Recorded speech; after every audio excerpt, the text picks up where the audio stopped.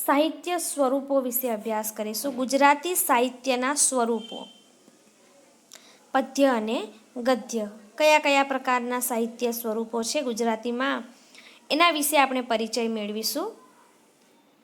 પદ્યમાં કેટલા પ્રકારો છે, ગદ્યમાં કેટલા પ્રકારો છે. ગુજરાતી સાહિત્યના પ્રથમ જ લેક્ચરમાં તમને મેં સમજાવેલું કે 3 યુગ, પ્રાચીન, મધ્યકાલીન અને અર્વાચીન.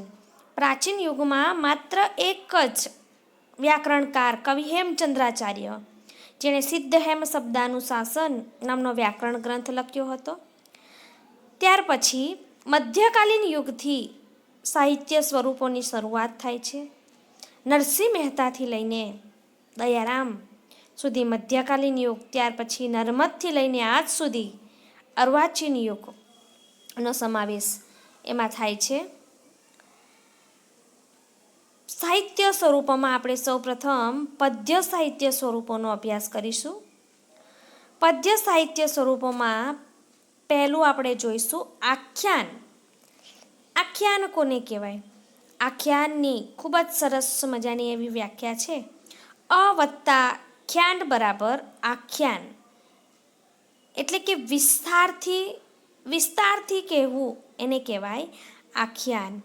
આખ્યાનમાં કોઈ પૌરાણિક કથા, અવતારની કથા, પુણ્યશાળી ચરિત્રોની કથા કે ભક્તોની કથામાં લોકભાગ્ય ફેરફારો કરીને કવિ આલેખન કરતા હોય છે. આખ્યાનમાં કોઈ પૌરાણિક કથા લેવામાં આવેલી છે. પહેલાંના સમયની રામાયણ, મહાભારત, દસમસ્કંદ, પુરાણ વગેરેનો કોઈ એક પ્રસંગ હોય તેના ઉપર કથા અવતરવામાં આવે અને સારા એવા ચરિત્રોવાળા કેરેક્ટરની આ કથા યોજવામાં આવે છે અને જે કવિ લોક સમૂહ સામે રજૂ કરતા હોય છે. પુણ્યશાળી ચરિત્રોની કથા કે ભક્તોની કથામાં લોકભોગ્ય ફેરફારો કરીને કવિ મૂળ કથામાં થોડો ઘણો ફેરફાર કરતા હોય છે. કારણ કે સ્વાભાવિક છે વિદ્યાર્થી મિત્રો, જેવી જૂની વસ્તુઓ હોય એ આજે કોઈને સાંભળવી ગમતી નથી. લોકો પ્રેમાનંદના આખ્યાનને વાંચવાનું વધારે પસંદ કરે છે, કારણ કે પ્રેમાનંદ મૂળ કથામાં ફેરફારો કરીને આખ્યાન લખે છે, હાસ્ય સ્વરૂપમાં રજૂ કરે છે, વર્ણનાત્મક રજૂઆત આપે છે. આખ્યાનમાં વીર રસ જોવા મળે છે, કરુણ રસ જોવા મળે છે, અદ્ભુત, શૃંગાર, હાસ્ય વગેરે રસોનું વૈવિધ્ય હોય છે. આવા બધા રસો આખ્યાનમાં જોવા મળતા હોય છે. આખ્યાન એક કડવાઓમાં રચાતું હોય છે. જેમ આપણે જોઈએ ને, નવલકથા પ્રકરણમાં રચાતી હોય, નાટક ઘણું બધું લાંબુ હોય એટલે યાદ રાખવા માટે તેને અંકમાં રજૂ કરવામાં આવે, અથવા તો દ્રશ્ય. આપણે જોયું છે ધોરણ 9માં આપણે એકાંકી ભણેલા, યાદ હોય તો કુદરતી, બાબુડાવાળી જોયેલું ને, દ્રશ્ય 1, દ્રશ્ય 2, દ્રશ્ય 3. ધોરણ 11માં હુકમ માલિક નામની એકાંકી જોયેલી આપણે, દ્રશ્ય 1, દ્રશ્ય 2, દ્રશ્ય 3, ભાગ 1, ભાગ 2, ભાગ 3, અથવા તો અંક પહેલો, અંક બીજો, અંક ત્રીજો. સંસ્કૃતમાં પણ આવી રીતે જ અંક આવે છે. તો એવી જ રીતે આખ્યાનને સરળ બનાવવા માટે તેની રજૂઆત કડવામાં કરવામાં આવેલી હોય છે. કડવામાં આખ્યાનની શરૂઆતમાં કવિ પોતાનું આખ્યાન નિર્વિઘ્નએ, એટલે કે વિઘ્ન વગર પૂરું થઈ જાય તે માટે કવિ ભગવાનની સ્તુતિ કરતા હોય છે, જેને મંગલાચરણ તરીકે ઓળખવામાં આવે છે. આપણે કેમ રોજ સવારે શાળાએ આવીએ એટલે આપણો શાળાનો દિવસ એ નિર્વિઘ્ને પૂરો થાય એ માટે આપણે પ્રાર્થના રજૂ કરતા હોઈએ છીએ. તો એવી જ રીતે અહીંયા પણ નિર્વિઘ્ને આખ્યાન પૂરું થાય એ માટે કવિ પોતાના આરાધ્ય દેવોને યાદ કરતા હોય છે. કવિ પ્રેમાનંદ પોતાના આખ્યાનમાં મંગલાચરણ લખતા કહે છે કે શ્રી ગુરુદેવને ગણપતિ સમરૂ અંબાને સરસ્વતી, રમા રમણ હૃદયમાં રાખું, અને હવે હું ભક્તિ રસ ચાખું. વિઘ્નના દેવ શ્રી ગણેશજીને યાદ કરે છે. માં અંબાને, માં સરસ્વતીને યાદ કરે છે અને પોતાનું આખ્યાન નિર્વિઘ્નએ પૂરું થાય એવી એમને વિનંતી પણ કરતા હોય છે. ત્યાર પછી મંગલાચરણ પૂરું થયા બાદ આપણે કેમ આપણો પરિચય આપવો જરૂરી બને. સ્વાભાવિક છે કે લોકોને જાણવાની જિજ્ઞાસા થાય કે આ કવિ કયા ગામના છે, કયા વતની છે, શું એનું નામ છે, જેની કૃતિ આજે આપણે સાંભળવાના છીએ અથવા તો વાંચવાના છીએ.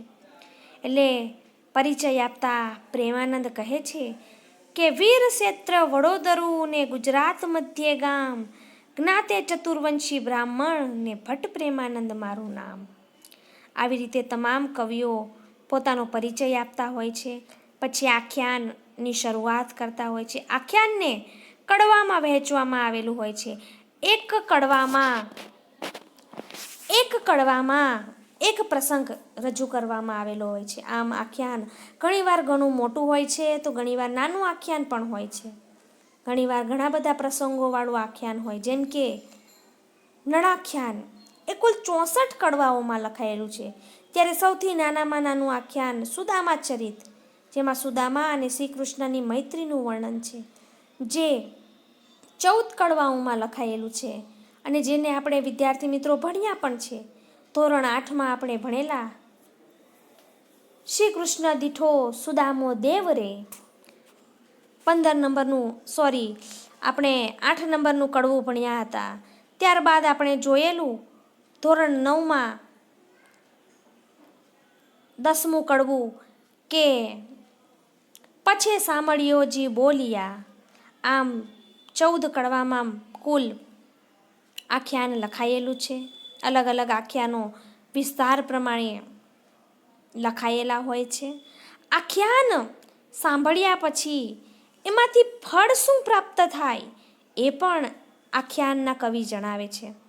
કેમ આપણે કોઈ વસ્તુ, કોઈ કાર્ય કરીએ તો આપણે એની પાછળ આપણો બોધ હોય છે. એવી રીતે આખ્યાનોમાં કવિ વાંચવાથી શું ફાયદો થાય એની પણ વાત કરે છે. ઓખાહરણના ફલશ્રુતિમાં એવું આપવામાં આવેલું છે કે ઓખાહરણ સુણે ધણી ભાવ, જેનો જાય અજીર્ણ તાવ. ઓખાહરણ જે એમ કહેવાય છે ભાવથી સાંભળે તેનો શરીરનો ઝીણો તાવ પણ જતો રહે છે. એવી જ રીતે નળ દમયંતી આખ્યાનમાં કહેવાયું છે કે જે કોઈ આ આખ્યાનની કથા જાચના કરે તેને કોઈ દિવસ કોઈ પાસે માંગવું નહીં પડે.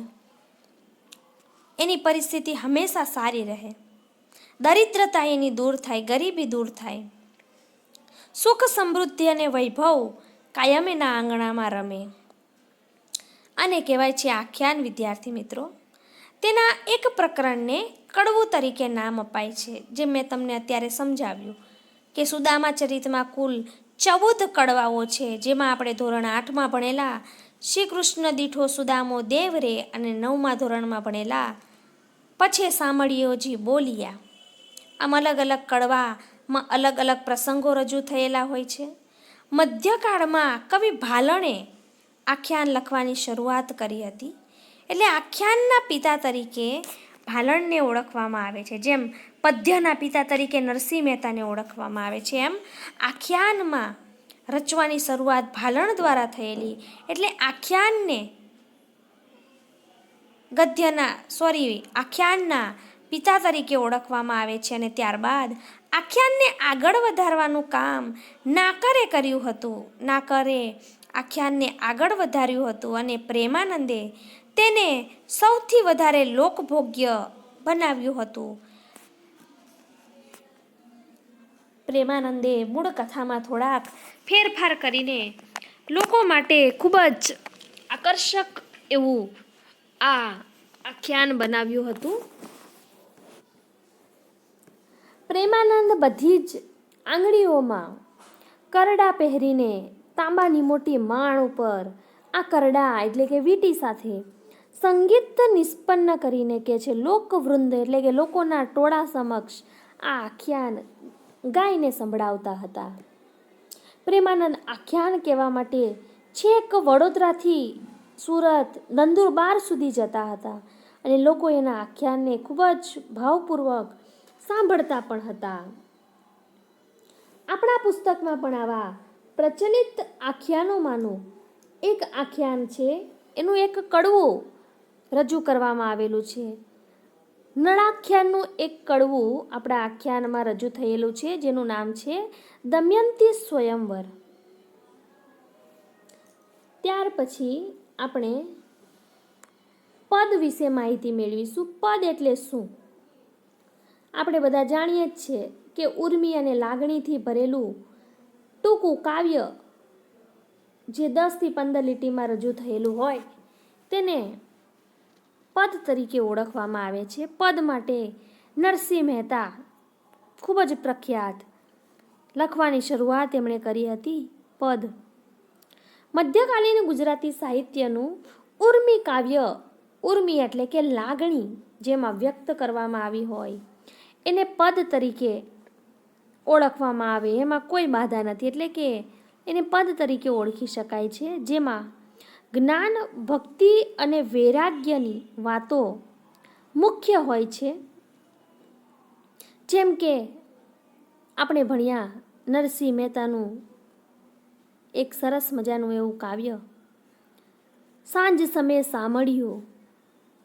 પછી ભણશું ધોરણ 10માં ભણ્યા વૈષ્ણવજન, ધોરણ 11માં ભણ્યા નાવિક વળતો બોલ્યો, જ્ઞાન ભક્તિ અને વૈરાગ્ય પર આધારિત.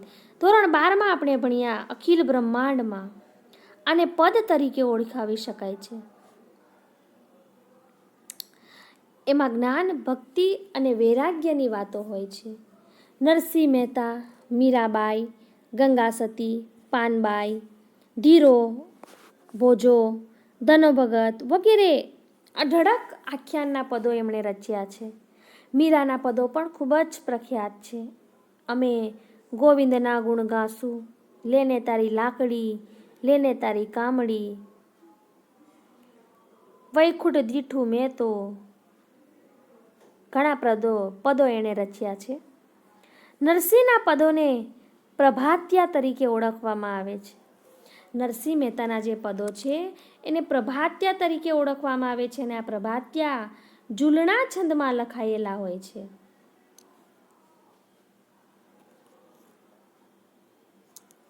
ત્યાર પછી આપણે જોઈશું મધ્યકાળના બીજા અન્ય કેટલાક સાહિત્ય સ્વરૂપો છે. પદ અને આખ્યાન એ મધ્યકાળના સાહિત્ય સ્વરૂપો છે વિદ્યાર્થી મિત્રો.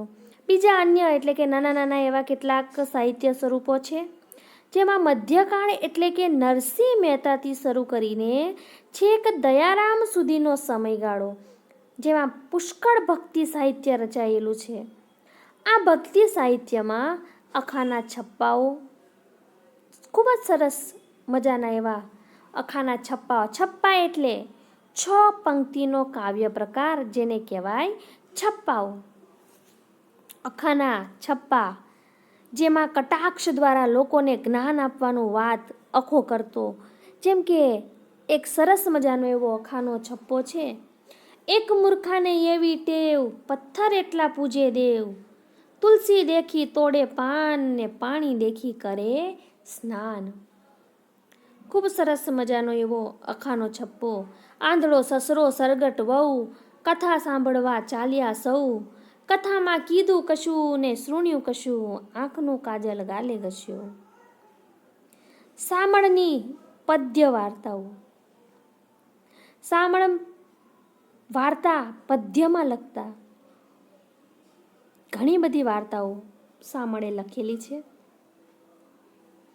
વિક્રમ વેતાળની વેતાળ 25 જેટલી વાર્તાઓ પદ્યમાં લખાયેલી છે.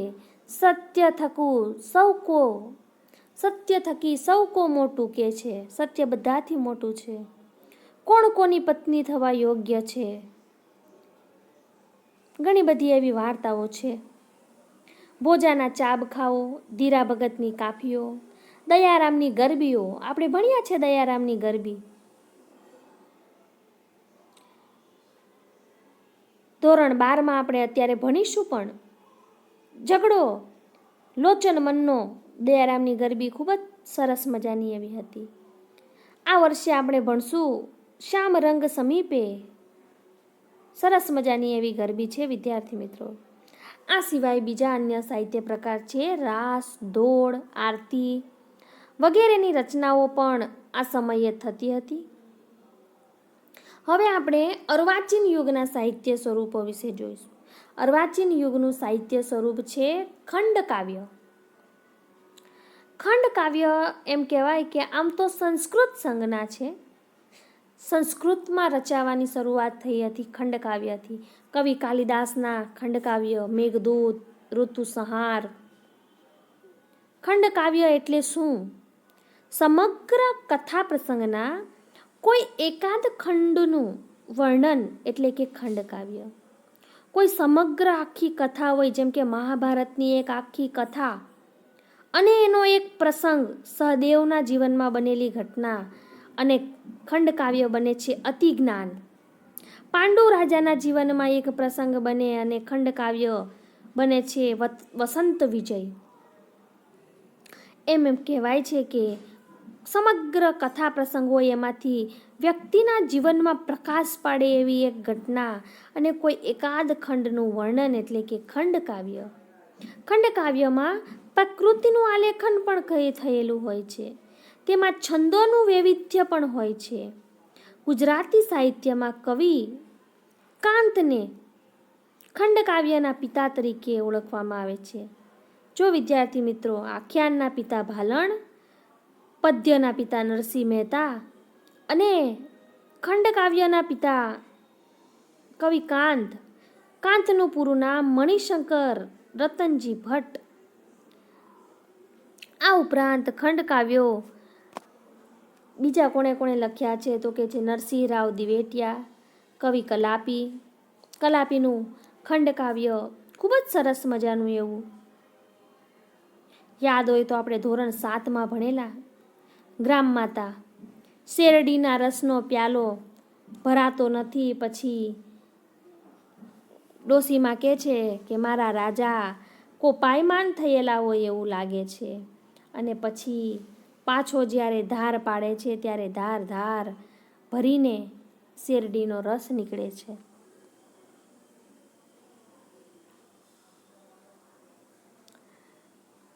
ત્યાર પછી નનાલાલ ખૂબ સરસ મજાનું એવું તાજમહેલ નામનું ખંડકાવ્ય લખ્યું છે. ખબરદાર પાસેથી, બોટાદકર પાસેથી સરસ મજાનું એવું ખંડકાવ્ય મળે છે. ઉર્મિલા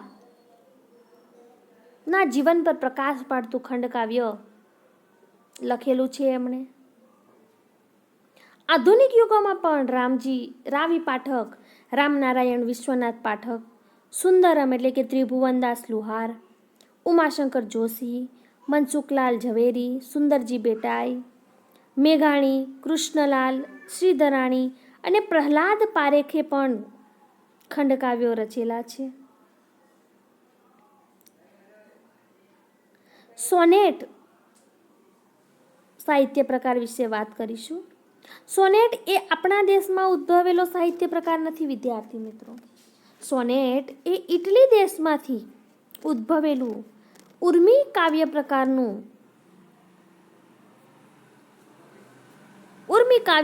પ્રકારનું આ અંગ્રેજી સાહિત્યમાંથી ઉતરી આવેલો સાહિત્ય પ્રકાર છે.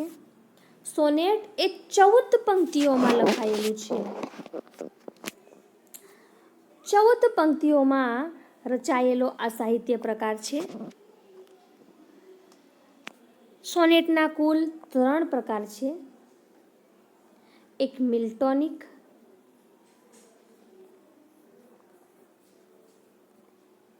શેક્સપિયર શાહી સોનેટ,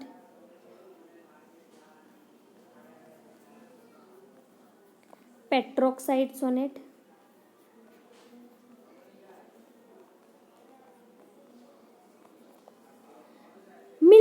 મિલ્ટોનિક સોનેટ એટલે શું? તો કે જે સોનેટમાં કુલ 14 પંક્તિઓ હોય છે વિદ્યાર્થી મિત્રો. જે સોનેટમાં 14 પંક્તિ સળંગ આપવામાં આવેલી હોય એને મિલ્ટોનિક સોનેટ તરીકે ઓળખવામાં આવે છે. શેક્સપિયર શાહી સોનેટ એટલે શું? તો કે જે સોનેટમાં 4+4+4+2 કુલ 16 પંક્તિઓ બનતી હોય આવા સોનેટને શેક્સપિયર શાહી સોનેટ તરીકે ઓળખવામાં આવે છે.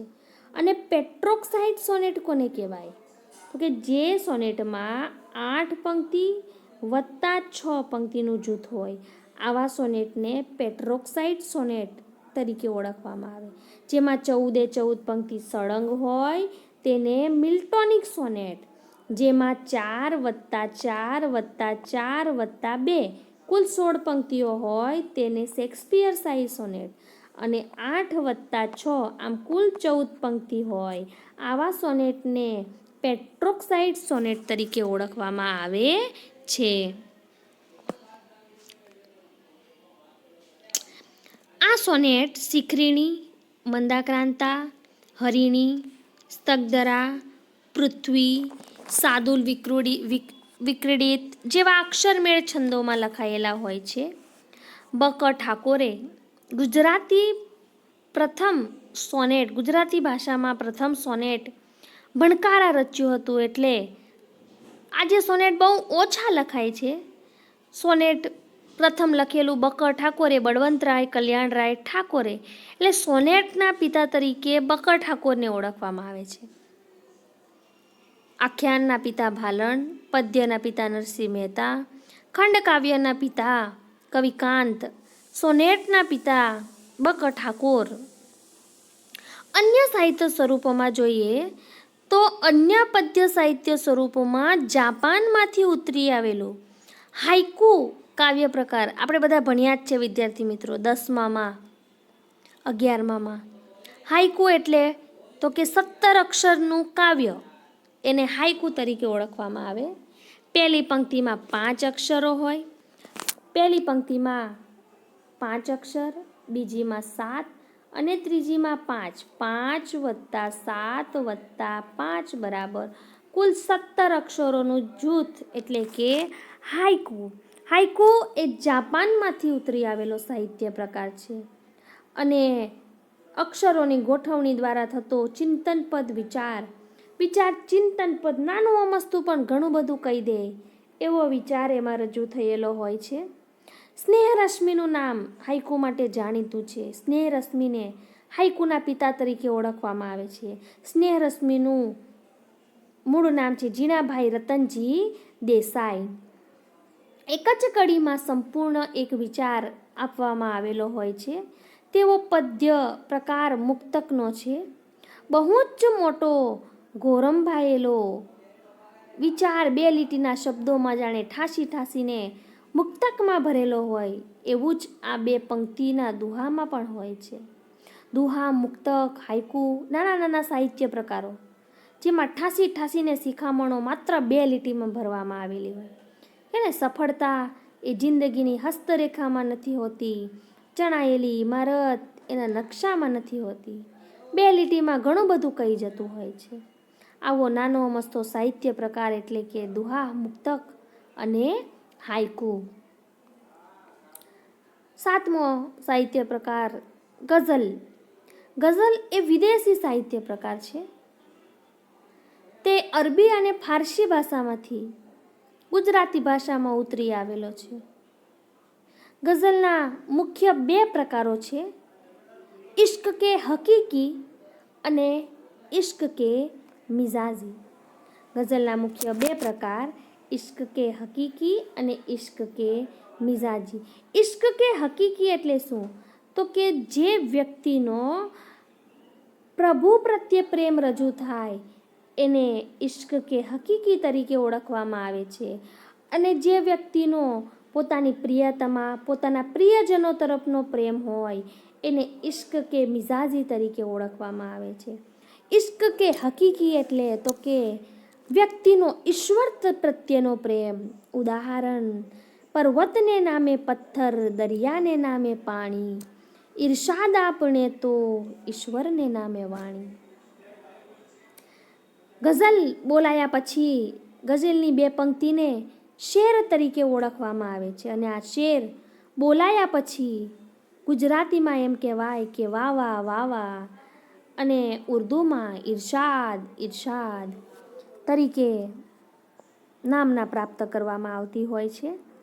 ઇશ્ક કે મિજાજી એટલે કે વ્યક્તિનો પ્રિયતમા પ્રત્યેનો, પ્રિય વ્યક્તિ તરફનો પ્રેમ.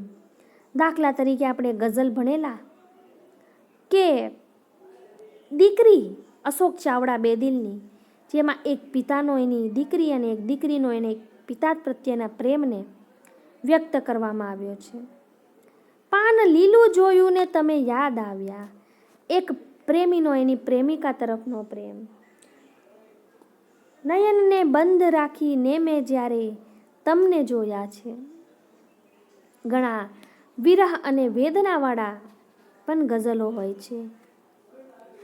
ગઝલની બે પંક્તિને શેર તરીકે ઓળખવામાં આવે છે.